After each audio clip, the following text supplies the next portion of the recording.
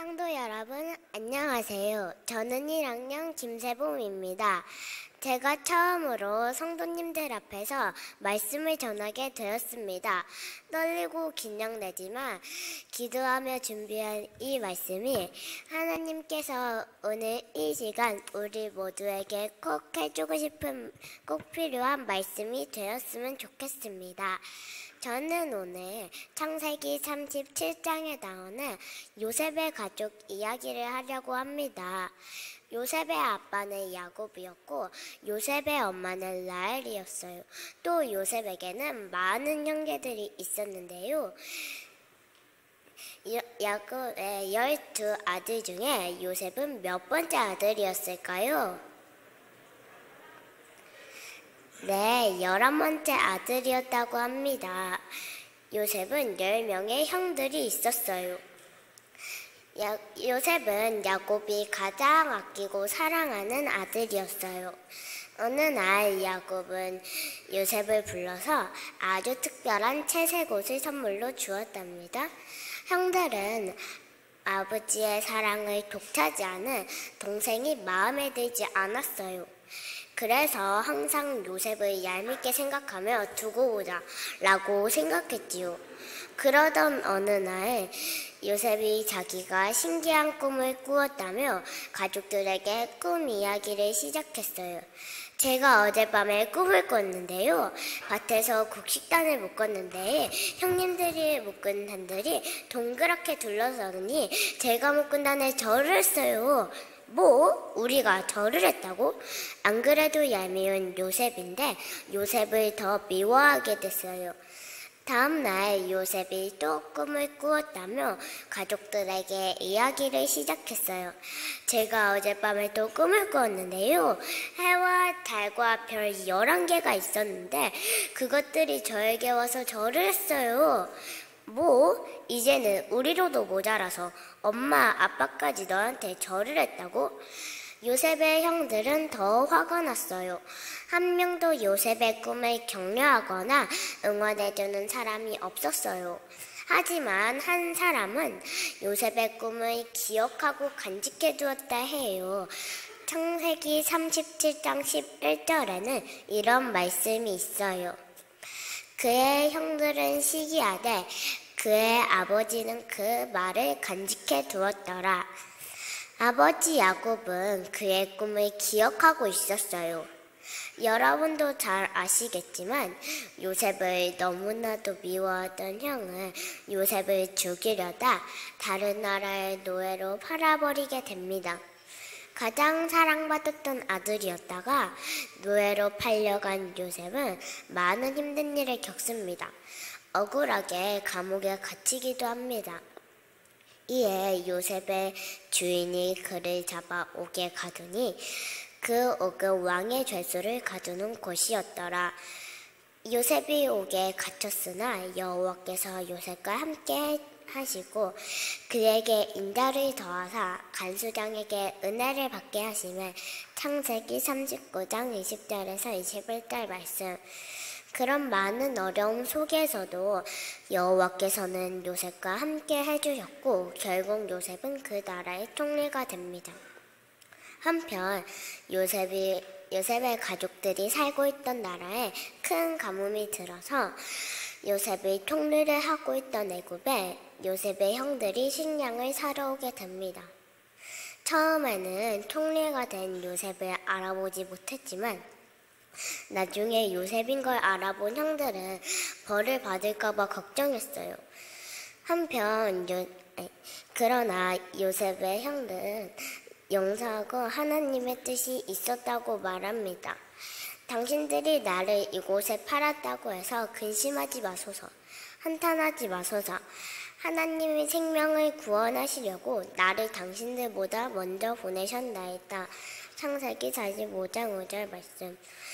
요셉은 하나님께서 요셉의 마음을 심어주신 사랑과 용서의 정신으로 요셉의 형들을 용서했어요. 우리는 때때로 가족과 또는 친구들과의 사이에서 속상한 일이 생길 때가 있어요. 하지만 우린 그럴 때마다 하나님께 먼저 기도해야 합니다. 용서의 마음을 갖게 해달라고 기도하고 나의 마음으로는 선뜻 생기지 않는 사랑의 마음이 하나님의 은혜에 안경을 쓰고 그 시선으로 사람들을 바라볼 수 있게 해달라고 기도해야 합니다. 요셉도 분명 그런 기도의 시간이 있었을 거라고 생각됩니다. 우리는 요셉의 형들처럼 누군가의 꿈을 비웃을 건가요? 야곱처럼 가족과 내 주변 사람들의 생각을, 꿈을 간직하고 기억해주는 우리가 되었으면 좋겠습니다. 저는 커서 메이크업 아티스트도 되고 싶고, 패션 디자이너도 되고 싶고, 네일 아티스트도 되고 싶고, 약사도 되고 싶은데요. 제가 이런 이야기를 하면 엄마, 아빠와 언니들은 제 이야기를 잘 귀담아 들어주고 응원을 해준답니다. 요셉의 인생을 순간순간마다 인도하신 하나님께서 저희에게도 함께 하실 것을 믿습니다. 요셉에게 하신 약속을 반드시 이루시는 하나님, 요셉의 고난 가운데서도 일하시는 하나님, 요셉에게 선한 마음, 용서의 마음을 주신 하나님께서 오늘 저희에게도 똑같은 은혜로 함께 하실 것을 믿고 감사드리며 말씀을 마치겠습니다. 아멘.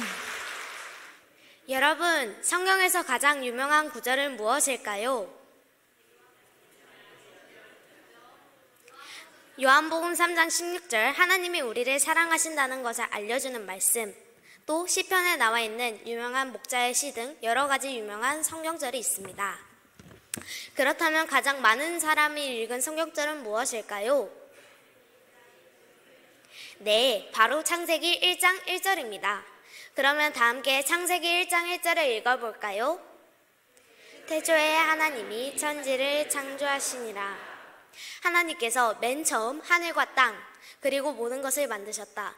정말로 그 사실을 믿으십니까? 신앙은 그 믿음 위에 서 있는 것입니다. 그렇다면 하나님이 만드셨다는 것을 믿는다는 것은 무엇일까요? 이 사진은 제가 처음으로 색종이 개구리를 들고 있는 사진입니다. 저 귀엽나요? 물론 선생님께서 많은 도움을 주셨지만 저는 지금까지도 개구리를 접은 기억이 납니다. 혹시 여기 개구리를 접을 줄 아시는 분 계신가요? 개구리 한 마리라도 접는 방법을 알아야지 만들 수 있습니다. 만들었다는 것은 안다는 것입니다. 또 만들었다는 것은 자기 것, 즉 만든 사람 거예요. 주인이죠. 그리고 그것이 망가졌을 때 다시 만들 수도 있습니다. 하나님이 만드셨다는 것을 믿는다는 것은 다음과 같이 세 가지를 의미해요. 첫째, 하나님이 만드신 모든 것의 주인이시다. 저도 하나님 것이라는 것을 믿는 거예요. 둘째, 하나님이 모든 것을 아신다. 세상에 존재하는 모든 것을 만들 줄 아신다. 수많은 나무와 새, 그리고 물고기, 스마트폰보다도 정교한 세포, 어마어마한 별들, 이 모든 것을 만들 수 있는 능력도 계시고 그 모든 것을 아신다고 믿는 거예요.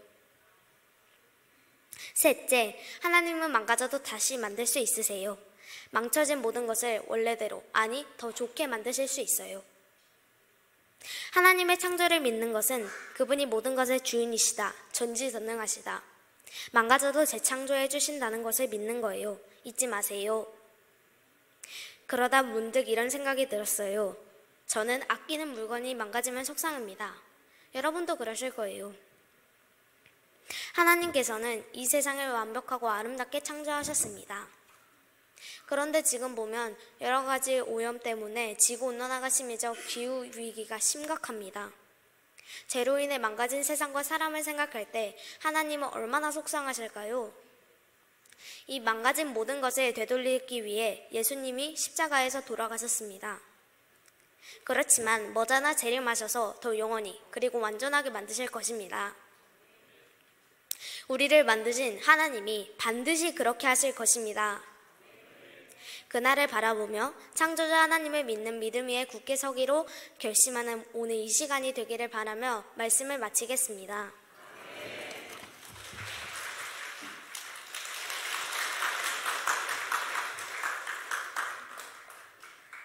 안녕하세요. 여러분이 일주일 중에 가장 기다리는 날은 무엇인가요? 저는 아무래도 안식일인 것 같습니다. 왜냐하면 안식일에는 누구의 눈치도 보지 않고 놀아도 되거든요. 그래서 금요일 저녁부터 기분이 좋습니다.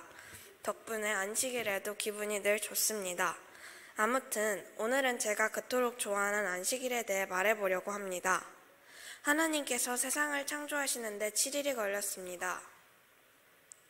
첫째 날에는 빛을, 둘째 날에는 하늘을, 셋째 날에는 땅과 식물들을, 넷째 날에는 해와 달과 별들을, 다섯째 날에는 새와 물고기들을, 여섯째 날에는 동물과 사람을 만드셨고 마지막 일곱째 날에는 안식하셨습니다. 그중 마지막 일곱째 날이 바로 안식일이죠. 함께 창세기 2장 1에서 3절을 읽으시겠습니다.